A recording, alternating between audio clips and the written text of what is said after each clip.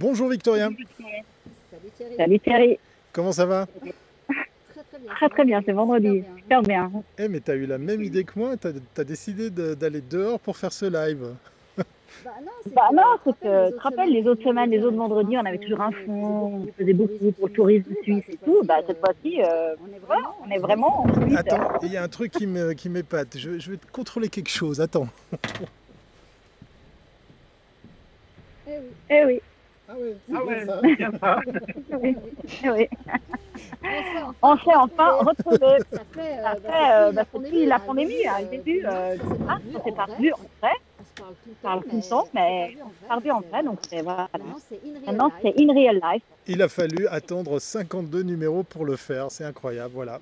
On vous présente le beau temps, puisqu'effectivement c'est la seule journée de la semaine, puisqu'on attend un week-end pourri, c'est la seule journée où il fera beau, donc on a profité de mettre notre studio au vert, et c'est pas peu de le dire, hein, puisqu'effectivement derrière, c'est pas du fond vert, c'est du décor réel.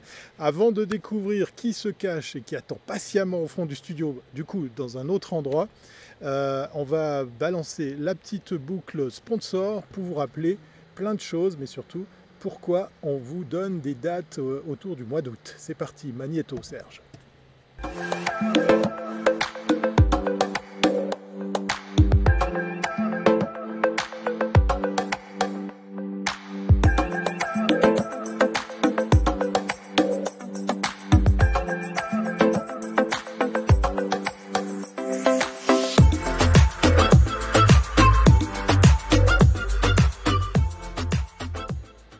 Et oui, comme in Mag Live, soutenu par l'association Le Meilleur d'eux qui organise le meilleur de la pub, eh bien vous avez jusqu'au 7 août pour sortir vos plus beaux projets, parce qu'effectivement, cette 5e édition du meilleur de la pub aura bien lieu, et ça sera en septembre, hein, je crois, sauf erreur. Voilà, c'est ce que tu oublies souvent de dire, c'est le 8 septembre au musée olympique. Mais il fallait qu'on fasse ce live côte à côte pour que tu me le rappelles. Voilà. Bon, on a un invité qui est très patient. De qui s'agit-il? Quelques mots sur sa présentation. Alors avant de l'introduire, j'aimerais juste expliquer que maintenant, on évolue, évidemment, petit à petit, on sort de cette pandémie, heureusement. Donc, on va chercher des thèmes différents. Et le vendredi, comme on disait, tourisme et donc voyage, et maintenant, tourisme, le vendredi, ça va être notre journée découverte d'agences. Donc, on fait un appel à toutes les agences. Appelez-nous, contactez-nous et puis séduisez-nous pour qu'on parle de vous. Et ça nous fait vraiment plaisir. Comme ça, on agrandit le cercle. On est resté en contact avec toute l'industrie pendant cette période. Et maintenant, le monde est vaste. L'histoire humaine ne s'arrête pas. Donc maintenant, on veut rencontrer encore plus de monde. Je me réjouis des prochains vendredis, du coup. Mais voilà, alors franchement, voilà. Alors ça, c'est génial parce que Axel Pasqualini, CEO et puis cofondateur de l'agence Aptitude, c'est exactement ce qu'il a fait. Il m'a envoyé un message et puis j'ai parlé avec lui et j'ai dit, mais voilà, bingo, quelque chose de nouveau, je ne connaissais pas. Toi non plus, Thierry? Non, pas du tout. C'est une véritable découverte, du coup, c'est sympa. Ouais. Donc, il n'y avait aucune raison qu'on ne lui donne pas la parole. Donc, bonjour, Axel. Et bienvenue. Salut Victoria, salut Thierry.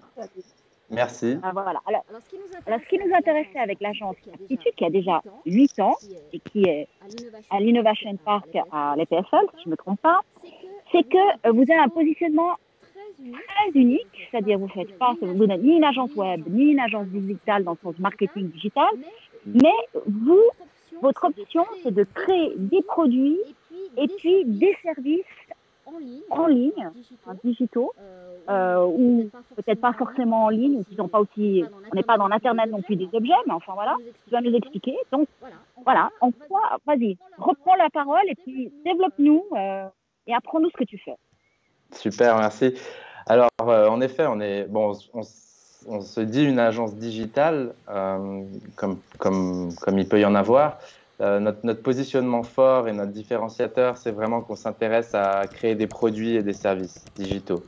Ça veut dire quoi? Ça veut dire qu'on vient chez nous pour aussi tout cet accompagnement. On va commencer déjà à réfléchir au business. Qu'est-ce que ce produit, à qui il sert, comment on gagne de l'argent avec ce produit, ou un service, un produit ou service. La frontière, elle est souvent assez fine. Mais vraiment cette approche d'abord business Est-ce qu'on règle un vrai problème? Est-ce qu'il y a besoin de technologie? Est-ce qu'il y a besoin de digitalisation? Des fois, on se rend compte qu'il n'y en a pas besoin et on est prêt à se remettre vraiment en question, nous, digitalistes, technologistes, de dire, ben voilà, des fois, un bon téléphone, ça marche mieux. Et ensuite, toute l'approche, ben, évidemment, un peu plus classique de design, d'ergonomie, de OK, ce produit, ce service, à quoi il va ressembler. On va aller le tester avec des utilisateurs, l'éprouver, vraiment voilà, créer un concept qui tienne la route basé sur nos hypothèses et des tests, des vrais tests. Et enfin, et pas le moindre, toute la partie développement technologique, implémentation. Ça va de dispositifs médicaux à des applis mobiles grand public et aussi à l'Internet des objets, des IoT. Beaucoup de boulot dans l'industrie et l'industrie 4.0 qui se développe à fond. Donc voilà. Et après, bah, tout ce qui en découle, la maintenance, la mise à jour, l'évolution d'un produit ou d'un service dans le temps. Et puis ça... Alors, juste une petite question, Axel. Tes clients qui viennent, ils viennent avec une idée précise ou bien est-ce qu'ils viennent avec une envie de changer et puis ils changent avec vous? Alors, il y a vraiment les deux. Il y a des idées plus ou moins précises. Des fois, c'est un post-it. Des fois, c'est un cahier des charges de 50 pages. C'est vraiment, ça dépend. On a des clients autant multinationales, PME, institutions et start-up. Mais le point commun, c'est vraiment, on va dire, cette idée, on va créer un produit ou un service ensemble et on va vous accompagner. Euh, si l'idée est plus ou moins développée ou plus ou moins finie, ce qu'on se rend compte souvent, c'est qu'en fait, ce qu'on pense savoir est faux. Et on va essayer vraiment de pousser ce nouveau changement de paradigme où c'est plus le directeur, le CEO qui dit ce sera rouge, vert, jaune parce que c'est moi, c'est moi qui sais. Mais on va plutôt dire, OK, vous avez une idée rouge, vert, jaune, elle a l'air géniale, mais on va vraiment aller contrôler ce que vous dites sur le terrain, que ce soit avec vos employés, avec vos clients, avec vos utilisateurs, et c'est eux qui vont dire la vérité. Et puis à la fin, ce sera peut-être rouge, vert, noir et pas rouge, vert, jaune. Et voilà, c'est vraiment un changement qui est intéressant et aussi dans les mentalités, notamment des grandes boîtes où on a des dizaines de niveaux de hiérarchie où voilà, quand le directeur dit un truc, ça descend et puis après tout le monde exécute. Et on arrive à insuffler cette nouvelle façon de penser pour C'est le désolé. décor. C'est la chasse aux mouches.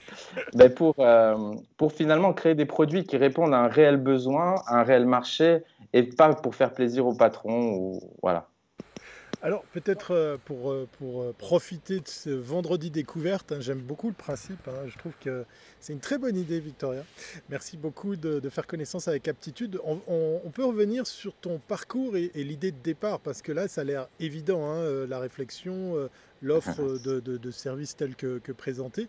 Mais quel a été le déclic pour arriver à se dire, bah tiens, si on faisait une agence qui propose ce type de service, d'autant que quand on regarde la liste des clients et des références, c'est vraiment très très varié, que ce soit les domaines, que ce soit les tailles, que ce soit les applications et les types de services que tu leur as proposés. Complètement. Pour nous, c'est une richesse et une nourriture d'avoir des types de clients et des secteurs d'industrie variés. C'est vraiment ce qui nous stimule et c'est aussi une force pour faire des ponts entre les secteurs ou les attentes. C'est vraiment important. Aptitude, ça a été créé un peu sur une blague au début où, entre guillemets, on était trois jeunes avec plein d'étoiles dans les yeux. On travaillait, on avait un job ensemble. Notre position, notre service dans lequel on travaillait était menacé. On sentait qu'on allait se retrouver au chômage. Donc, on allait un peu au culot voir le boss. Et puis, on a dit, ben, écoute, tu vas nous virer, on le sait, alors vire-nous, mais file-nous des mandats et puis nous, on démarre un truc, puis ça va bien se passer. Puis c'est vraiment parti à l'opportunité. Au début, on n'était pas du tout dans des réflexions de positionnement, de stratégie, mais il y avait un point commun hyper important et qu'on retrouve dans les... J'ai compris ça par après, hein, mais qu'on retrouve dans les recommandations de start-up de la Silicon Valley, c'est qu'il vous faut un bon techos, un bon artiste et un bon vendeur. Et puis en fait, on était ça. Enfin, on s'en rend compte après, puis on en rigole. Et ça nous a vraiment après positionné sur le fait que, ok, on est des ingénieurs, mais on veut faire des produits qui sont beaux, qui sont utilisables, qui sont ergonomiques. Donc tout de suite, on a voulu mettre le design au centre de nos préoccupations. Puis quand on commence à s'intéresser au design, alors c'est hyper vaste le design. Par défaut, on pense graphisme, on pense à quoi ça ressemble, mais en fait, aujourd'hui, on fait du service design, du business design, on design des entreprises, on design des services au sens anglais du terme de concevoir. Et donc, en mettant ce design au centre de nos préoccupations, l'entreprise, elle a vraiment évolué autour de ses valeurs pour arriver à matérialiser et concrétiser cette proposition de valeur ou ce positionnement aujourd'hui orienté produits et services digitaux. Quels sont vos intervenants, vos interlocuteurs dans les entreprises? C'est les responsables IT, c'est les responsables marketing, vous négociez, enfin, vous travaillez avec qui?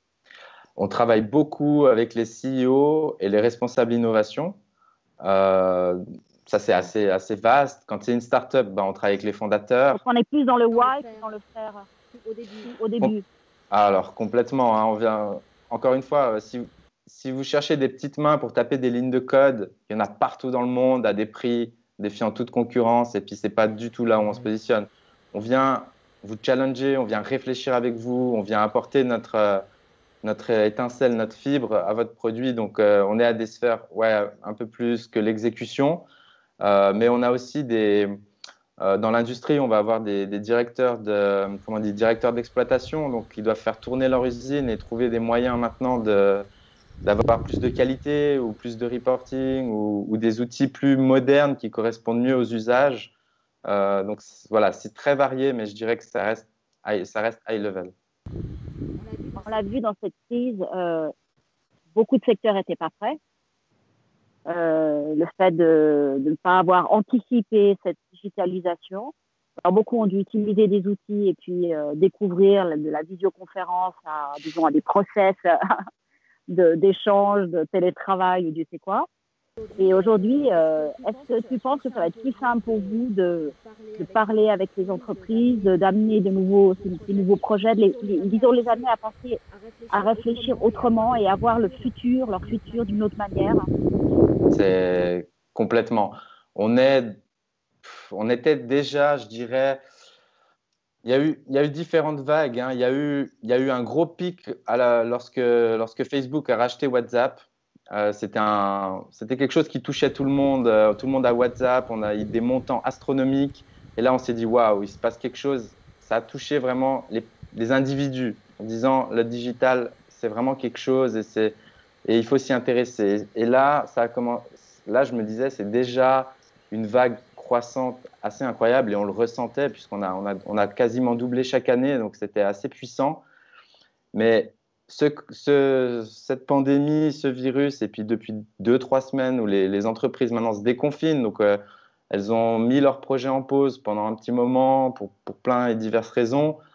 Elles ont digéré ça ou elles digèrent ça, elles font le bilan, puis maintenant c'est go, quoi. Il faut foncer, il y a trop à faire.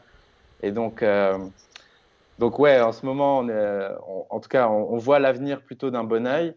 Et je dirais, d'un autre côté, il faut aussi qu'on fasse attention, dans le sens où cette pandémie, elle risque de creuser des disparités. Il y a des gens qui vont perdre beaucoup. Il y a des gens qui vont perdre beaucoup et il y a des gens qui vont gagner beaucoup. Et si on est du côté qui gagne beaucoup, c'est cool, hein, c'est génial, mais qu'est-ce qu'on va penser de nous et comment on va est-ce qu'on se détache pas de la société? Et ça, c'est important pour moi de rester là-dedans, de continuer à faire des projets qui ont du sens et qui règlent des vrais problèmes. Voilà. On a une analogie souvent au Golden Rush, la ruée vers l'or dans les États-Unis, aux États-Unis, où finalement ceux qui ont gagné le plus d'argent, c'est pas ceux qui cherchaient les pépites, mais ceux qui vendaient les pelles. Et puis ou ceux qui avaient des bars et des bordels. Mais nous, on n'est pas dans ce business, mais On vend des pelles Ou des jeans. et voilà, on fabrique des, ouais, exactement. On fabrique des super pelles pour aller creuser la mine. Et c'est le bon point. Mais il faut pas perdre de vue on vit dans un écosystème, on vit dans une société et qu'on ne peut pas laisser les autres gens de côté. Alors justement, peut-être l'auditoire de ce jour, de ce vendredi découverte, n'a pas loupé ce que tu nous as partagé comme information. Vous êtes des ingénieurs. Et moi, s'il y a bien un métier où je me pose la question de savoir comment un ingénieur se vend et comment il propose ses services, ben voilà, je te pose la question. Comment vous êtes fait connaître? Comment vous avez pu comme ça présenter vos services et venir sur le devant de la scène pour mettre en avant vos compétences, vos services et décrocher ces projets? C'est une question très concrète. Très concrète. On est des ingénieurs. Je dis toujours, on est des geeks avec du style. Ça veut dire qu'on place toujours l'esthétique, le design, l'expérience au cœur de nos projets. Donc, on n'est pas juste des nerds dans une cave. On est vraiment, on a une équipe de designers, mais on a une affinité, je dirais, dans notre ADN au design, à l'esthétique qui est importante. Ça, c'est une chose. Puis ça, vous l'avez ou vous le trouvez. Enfin, c'est vraiment, ça fait partie des fondateurs, des core values. Et puis, sur les ingénieurs et leur capacité de vente, je pense que la capacité de vente et les capacités sociales, tu les as ou tu les as pas. Et c'est pas lié à avoir fait des études d'ingénieur, d'architecte ou de choses comme ça. Ça se développe, ça se travaille, mais je pense que c'est nécessaire, en tout cas si vous êtes un excellent ingénieur et un très mauvais vendeur, trouver un copain qui est un très bon vendeur et un peu moins bon en ingénierie, mais voilà, il faut pour faire une entreprise, pour faire une équipe, pour faire une association, enfin n'importe quelle organisation, il faut des talents pluridisciplinaires et il faut surtout tirer vers le haut. C'est quelque chose qu'on s'impose chez nous, c'est qu'on n'engage que des gens plus forts que nous. Sinon, bah forcément, tu tires ta qualité vers le bas. Et Je disais Steve Jobs, de s'entourer exactement. que de gens qui en savent plus que toi et pas moins que toi. Bah ouais, et puis enfin, moi, quand je vois maintenant nos développeurs, ils me mettent une latte. Hein. Moi, je comprends à peu près ce qu'ils font, mais voilà, il faut prendre plus fort parce que pour un patron à l'ancienne ou un middle manager, bah, c'est toujours la peur d'être dépassé, de plus être en contrôle. Mais si on réfléchit, si t'engages toujours moins bon et que le suivant engage moins bon et que le suivant engage moins bon, bah, à la fin, ton entreprise, c'est la plus mauvaise. Donc voilà, ça, c'est quelque chose qu'on s'attache, c'est de toujours prendre des meilleurs et meilleurs et meilleurs. Alors, combien de personnes vous êtes à l'agence et quelle structure vous avez? Dans les derniers lives, on a vu que les agences de communication réfléchissent aujourd'hui, essaient de s'alléger, de sortir de ces structures très en silo. On voit que beaucoup d'agences web, finalement, sont tombées aussi dans le piège du silo. Et il y a de plus en plus de personnel et ça devient très lourd. On voit bien une pandémie comme ça, bah, il n'y a peut-être pas que du cash flow sur 2-3 mois et puis après plus rien. Donc ça devient lourd. Alors vous qui êtes en train de designer des nouveaux modèles, est-ce que vous avez aussi imaginé un modèle original pour l'agence? C'est un peu le défaut. Ouais. C'est un peu notre défaut, c'est on va bien. Bref, on est 22 aujourd'hui pour répondre à les questions dans l'ordre. On est 3 associés et puis on n'a pas de middle management. Donc sur chaque projet, on a un associé qui va être attribué, un peu comme fonctionnent les agences d'archi, où il y a toujours voilà, un des patrons avec une équipe projet. On crée des équipes, on limite la hiérarchie, ça c'est assez la norme. Euh, on, on est vraiment dans un move aujourd'hui de transparence et comment dire, les gens qu'on recrute aujourd'hui, ils sont rares et chers. Et les talents, ils sont vraiment très rares et chers. Donc, comment on fait pour intéresser ces gens, garder ces gens et puis aussi leur donner une part de ownership dans l'entreprise. Voilà, ça c'est notre challenge aujourd'hui qu'on essaye de mettre en place. On a mis en place plusieurs mesures. On essaye de mettre une transparence et une explication, un accompagnement maximum sur les chiffres. Qu'est-ce qu'un cash flow, comme tu disais, en quoi ça impacte la santé de l'entreprise, Euh, com- Combien on a fait de ventes? Est-ce que je peux, en tant qu'individu, ramener des ventes et contribuer à ces indicateurs? Est-ce que je les comprends? Et en quoi mon travail du quotidien vont les influencer? Ça, c'est une chose. Et puis, la deuxième chose qu'on était en train de démarrer, de mettre en place, mais qu'on a décidé de reporter d'une année à cause du Covid, c'est qu'on a décidé d'ouvrir le capital à tous les employés qui le souhaitent pour voilà, faire ce projet ensemble. On n'a pas des velléités d'être les patrons qui contrôlent tout et tout ça. Notre vision, c'est qu'on veut que Aptitude nous survive. C'est qu'est-ce qu'on laisse derrière nous. On fait des enfants, c'est pas pour être meilleur qu'eux, c'est pour qu'eux soient meilleurs que nous dépassent, etc. Donc, si dans 20 ans, on est des vieux cons et puis qu'il n'y a personne pour reprendre Aptitude, ben, notre effort, notre travail, il laissera aucune trace, disons, dans l'histoire. Voilà, on est plus dans cette recherche de continuité, de durabilité que de rendement. Et un jour, on m'a dit, tu sais, le plus gros risque pour ton entreprise, c'est toi. Et je trouve ça complètement juste, en fait. C'est que si on centralise trop des pouvoirs, si on centralise trop des connaissances ou du capital, eh ben à la fin du jeu, le jour où un tel ou un tel n'est plus capable ou n'a plus envie, eh ben, tout s'effondre. Donc voilà, on est vraiment dans cette dynamique et toute notre stratégie et la façon dont on gère nos personnes et nos collègues, enfin, finalement, est drivée par ça. Vous êtes à l'Innovation Park, à l'EPFL, vous avez un lien avec l'EPFL ou vous collaborez? Comment ça se passe? Parce que Alors, ces ingénieurs et ces développeurs que tu cherches sont très haut niveau, sont peut-être là. un peu de tout ça. Donc, en effet, pour être à l'Innovation Park, il faut entretenir des relations avec le PFL et l'UNIL, donc des laboratoires de recherche. Donc, nous, on a une bonne partie de notre activité où on va accompagner les laboratoires de recherche à passer de leur sombre et obscur modèle mathématique à un produit sur le marché qu'ils peuvent vendre dans tous les pays du monde. Ça, c'est passionnant. Et surtout, il y a des gens très intelligents ici avec des innovations incroyables. Et donc, on est toujours à l'affût de ces choses-là. Et puis, donc, il faut entretenir ce genre de collaboration.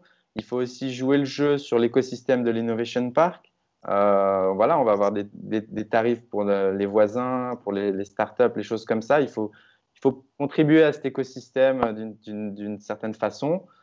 Et puis, bien sûr, qu'on profite du pool de recrutement sans fin de l'EPFL. Enfin, voilà, il y a des talents, il faut s'en entourer, mais on n'est pas monolithique. On va vraiment aussi aller chercher d'autres dans les HES. On va aller aussi dans les écoles d'ingénieurs en France où on donne des cours pour aller chercher chaque année le meilleur stagiaire, etc. On pense vraiment il faut tout pour faire un monde et encore plus pour faire un logiciel. Enfin, au moins autant pour faire un logiciel, autant un ingénieur très pointu sur la base de données qu'un développeur un peu plus orienté, avec plus d'affinité graphique, qui va pouvoir travailler sur l'interface, c'est autant important pour faire un bon produit. Alors, le mot est lâché. EPFL, c'est une marque, un signe, enfin un label fort, hein. On a vu dernièrement le rapport sur les meilleures écoles au monde. On n'est pas trop mal placé avec nos écoles suisses.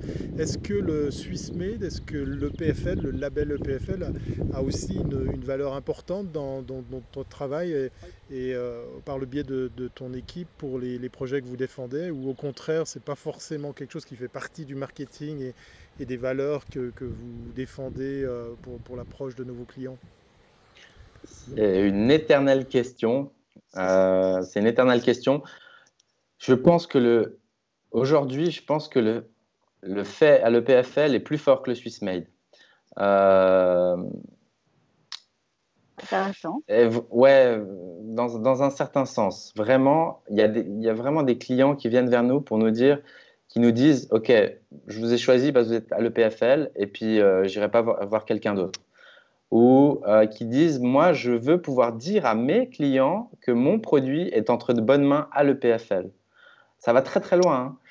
ou simplement ne pas remettre en question nos capacités en disant bah, en fait, ils sont à l'EPFL, donc c'est sûr qu'ils sont bons. Donc, évidemment qu'on assume derrière, hein, on joue pas sur le truc pour après ne pas délivrer de la qualité, mais je pense que c'est un avantage compétitif. Cependant, de temps en temps, on peut se dire, ah, c'est à l'EPFL, ils emploient des étudiants en stage, donc ça va coûter 40 balles de l'heure. Non, quand on sort de l'EPFL, on coûte un peu plus cher. Et voilà, donc voilà, je pense que c'est un avantage. On se repose la question chaque année, et c'est dans notre SWOT d'ailleurs, dans notre analyse force-faiblesse, opportunité et menace. Mais ouais, c'est une éternelle question, mais je pense que ces derniers temps, je dirais ces 3 dernières années, quand au téléjournal, tous les soirs, on vous dit à l'EPFL, il y a ci, à l'EPFL, il y a ça, bah, ça marque, ça matraque, et forcément, ça imprime quelque chose dans notre subconscient, dans notre cerveau. On dit souvent qu'il manque 4000 développeurs en Suisse. Alors, je ne sais pas d'où sort ce chiffre et comment il a été défini, mais est-ce que c'est une réalité que tu ressens aussi? Alors, dans le vivier de l'EPFL, c'est des gens qui viennent de partout et qui peut-être s'installeront, resteront en Suisse. Donc, c'est aussi une difficulté, enfin, peut-être pas difficile de retenir des gens en Suisse, mais disons, voilà, mais c'est peut-être pas, on ne trouve pas forcément sur le marché autant de gens qu'on voudrait. C'est une réalité ou pas? Complètement. Je pense que 4000, c'est même peu, hein. Je pense qu'on est plus dans les 10 000.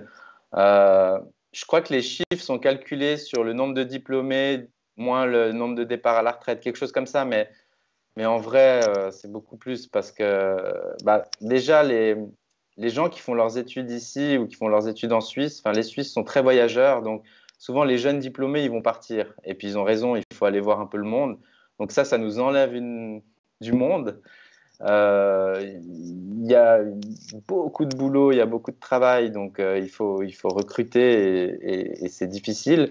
Et donc, ouais, trouver finalement dans le jeu entre les agences du coin, c'est moins de trouver les clients, c'est toujours important de trouver les clients, mais de garder les talents, c'est vraiment un enjeu, c'est un enjeu énorme. Et surtout à un prix raisonnable et dans le temps, parce qu'on a un métier où finalement on capitalise beaucoup plus des connaissances qu'autre chose. Donc le poids de la connaissance d'un collaborateur, enfin la valeur de ces connaissances dans le temps, elle est hyper importante. Donc comment on fait pour les garder et comment on fait pour les garder à un prix décent quand vous avez des grosses boîtes à côté qui vont offrir, je sais pas, 10, 15 000 francs à la sortie, enfin presque à la sortie de l'école.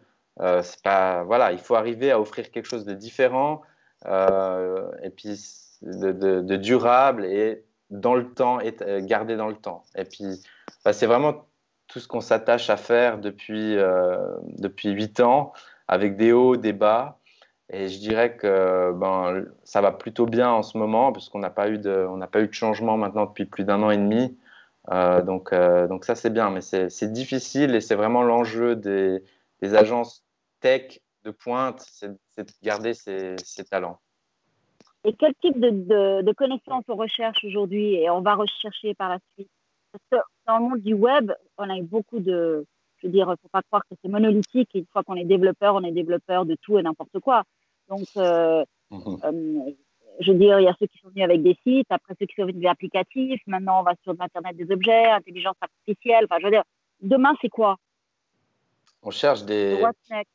on cherche des ingénieurs et des designers qui sont capables de réfléchir business et solutions, qui sont capables de dire quand un client vient et dit j'ai ce problème, qui va pas mettre les 4 fers devant et dire ouh là là là là c'est impossible, mais plutôt on cherche des hackers dans le sens voilà que ce soit business, design ou développement, on cherche des hackers, des gens qui vont dire ok moi en contournant un petit peu le problème ou en passant par ce chemin, je vais te faire gagner ça, je vais te faire gagner ci, je vais te faire gagner ça. Donc c'est vraiment comme ça aussi qu'on screen et qu'on recrute nos talents. C'est à quel point tu es devant une difficulté, tu es orienté solution. Et d'ailleurs, le premier exercice de notre test technique, il n'est pas réalisable sans que tu te lèves de ta chaise et que tu poses une question à ton voisin. Et c'est très déroutant pour un candidat. Quand il arrive chez nous, il est devant le test technique. Et puis, il y en a qui restent 2 heures et qui font rien. C'est perdu. Et puis, il y en a, au bout d'une minute, ils disent attends, je crois qu'il y a un truc que j'ai pas compris ou tu peux m'expliquer en 2 secondes. Et paf, c'est ce genre de petits trucs qu'on cherche. C'est des soft skills, mais du coup, qui sont plus rares et plus difficiles à détecter. On raconte souvent, hein, je ne veux pas faire une espèce de panorama, de comparaison d'écoles, mais on raconte souvent qu'effectivement les HES sortent des gens de leur rang très dans la pratique, dans le travail concret. Est-ce que c'est une tendance qui change aussi du côté de l'EPFL? Parce que là, tu nous parles de hackers, tu nous parles de gens qui vont faire du business, qui s'ouvrent au business. Est-ce que c'est une véritable tendance qui est en train de s'insuffler dans ces cursus? Ou alors vous êtes des extraterrestres parce que vous êtes que quelques-uns à avoir cette Voilà, ouverture au business? Alors, on reste en toute modestie, on est 22, donc je ne suis pas sûr de pouvoir faire des statistiques d'ampleur nationale, mais on a des écoles formidables, hein. HES, EPFL, ça, c'est vraiment, les gens qui sortent de là, ils sont vraiment bien. Et après, c'est la personnalité, c'est comment tes compétences sociales, ta personnalité, est-ce que tu as fait des petits jobs quand tu étais étudiant où tu étais confronté à du public ou est-ce que tu codais dans ta cave sur le dark web? Enfin, c'est vraiment ça qui va faire la diff. Après, on a aussi des profils très, très geeks, très nerds et des fois, pour résoudre des problèmes très complexes, il y en a vraiment besoin. On les enferme. Tant que tu n'as pas trouvé, tu sors pas et puis souvent, ça va très vite.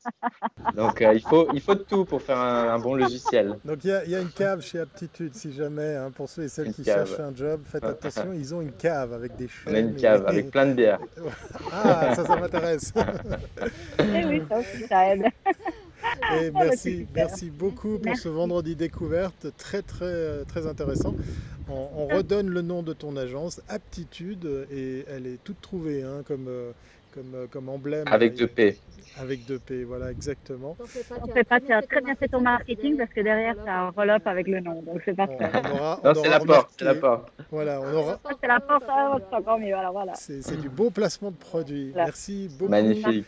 Je vais dire Axel, voilà, j'y suis arrivé. Yes. Merci beaucoup pour cette Merci initiative. à vous et un tout bon week-end et puis bon apéro alors. Oui, c'est bien. Il y a encore du travail sur la planche. Allez, très bientôt. Ciao. Voilà, on arrive au terme de cette émission, Victoria. On était ouvert sans faux décor. C'était bien sympa, hein, mais bon, la journée n'est pas terminée. On va continuer à travailler. Et puis, on leur donne rendez-vous quand? C'est pas demain 15h, mais lundi. Voilà. Lundi.